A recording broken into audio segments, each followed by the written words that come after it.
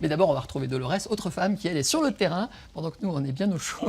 Bon, ceci dit, il fait beau en ce moment. Dolores, où en est-on? Nous sommes dans les serres. Alors, nous sommes dans les serres, Yannick, en effet. Et là, on va rencontrer le maraîcher en chef. Mais c'est Maxime qui m'a conduit. Hein.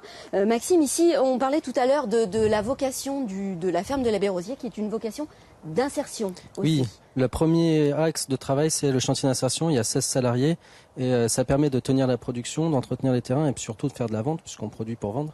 Et puis voilà, donc de travailler aussi sur l'insertion professionnelle, parce que nous, on les accompagne aussi en formation après ces salariés. Alors justement, la formation, elle passe par un homme clé qui est Samuel Richet. Venez Samuel, venez, on vous dérange un peu dans les plantations.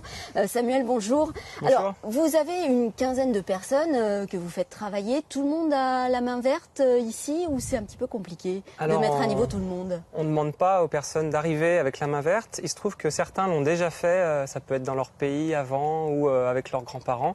On va essayer de faire une équipe qui va prendre en compte les différences de chacun et on travaille dans le même but.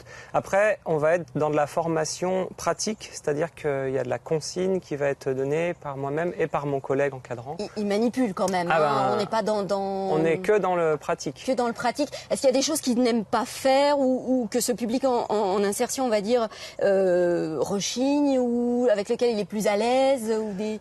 Personne n'aime faire des heures de désherbage, mais ouais, notre gros avantage, c'est qu'on a 60 légumes différents qui se travaillent de façon différente et donc on ne fait pas la même chose tout le temps. D'accord, donc on tourne. Voilà, on tourne. Même ce qui peut être un peu plus long, c'est par exemple la récolte des haricots. On va faire tourner les équipes sur la semaine, ne pas faire toute une journée à une personne. Voilà. Alors il y a des gens, moi c'est ce qu'on disait tout à l'heure Maxime, il y a des gens qui sont tellement contents de travailler ici qu'ils n'ont plus envie d'en partir. C'est un peu le piège. C'est un peu le piège parce que c'est un chantier d'insertion qui est très valorisant parce qu'on cultive des légumes, on va les vendre et les gens ont plaisir à venir les acheter, ils ont plaisir à les vendre à la cour des loges parce que c'est très valorisant. Donc du coup, ça engage pas forcément toujours à partir de ce chantier d'insertion parce qu'on s'y sent bien.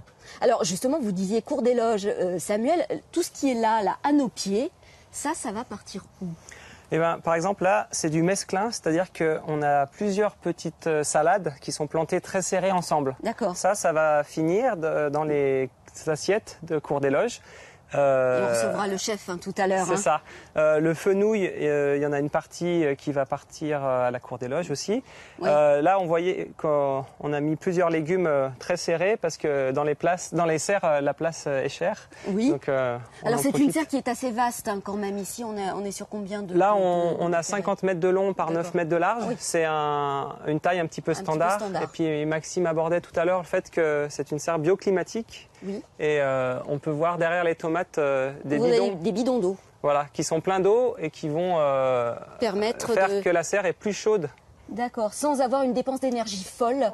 Sans aucune dépense d'énergie, puisque c'est simplement de l'eau qui reste là, qui capte la chaleur du soleil, qui est comme un mur de pierre sèche au plein sud. Quoi. Alors on a compris aussi la valeur du lieu ici, c'est le bio.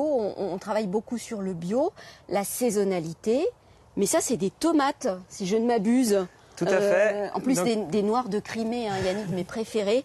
Donc là, en fait, on est sur la fin de saison des tomates. Là, on est sur la deuxième série, c'est-à-dire que les toutes premières qu'on a eues fin mai, début juin, on a déjà enlevé les pieds.